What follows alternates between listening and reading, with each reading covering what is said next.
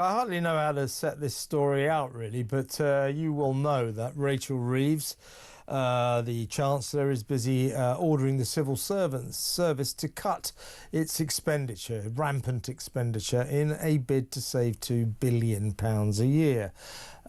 So you wonder why this happened. Last September, I think it was, staff from the Border Force are the people who provide the water taxi services for the migrants to bring them into Dover. They're supposed to sort of patrol the English Channel, keep the migrants out, but they don't really. They just bring them into Britain. They're also immigration officers. They're on all of our passport controls and all of that. So they're the people in charge of our borders, doing a very important job. Some might say they're not doing the greatest job when it comes to dealing with the small boat invasion of the migrants. And that perhaps sending staff on, wait for it, Swedish dog massage classes might not be the best way to spend money on our less than perfect immigration operation. Swedish dog massage classes. The Border Force got 69 dogs that sniff around for drugs and things like that. 69.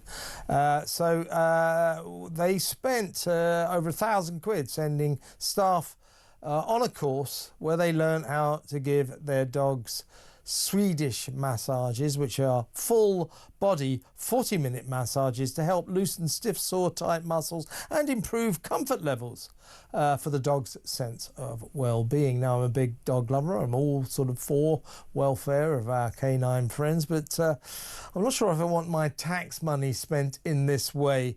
Now, there's an organisation that does a lot of good work monitoring how our tax money is spent. It's called the Taxpayers Alliance. And from the Taxpayers Alliance, a warm welcome to William Yarwood. Swedish dog massages, William. Is that what we signed up for? Oh, good evening, Kev. Thanks for having me on the show, man. Yeah, well, do you know what, Kev? These dogs are living better, probably better than me and you.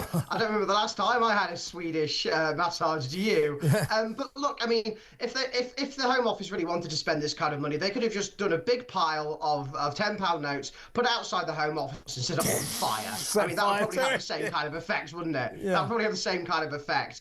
But yeah, I mean, it's a funny story, but it actually isn't funny considering the state of our borders. I mean, we've had a record day for migrant crossings. I think over 700 just today. I mean, that's a crazy number of people. I mean, I think about all the joy they're going to be having in taxpayer-funded migrant hotels and all the spending money they're going to get each week. I mean, I think the cost of housing an illegal migrant now has dramatically increased over the last 4 years to now £42,000 a year. That's more than the average worker earns in the UK, and they pay taxes, while this lot obviously don't.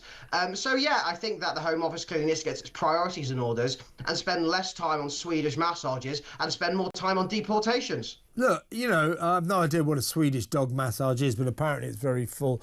Funnily, I forgot a friend who works for a dog charity, and I said to her today, I said, what the hell is a Swedish dog massage? She said, I trained in it, I'm able to do it. So it's very nice for the dogs, but this is ludicrous that taxpayers' money is being spent on this. I mean, by all means, be nice to your dogs, Border Force. Take them out for a walk, give them a stroke.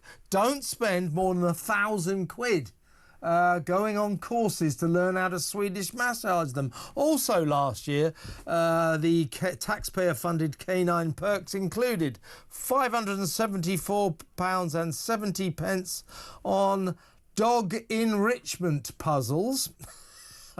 I'm not kidding you. I know you're not. And also sand for play pits.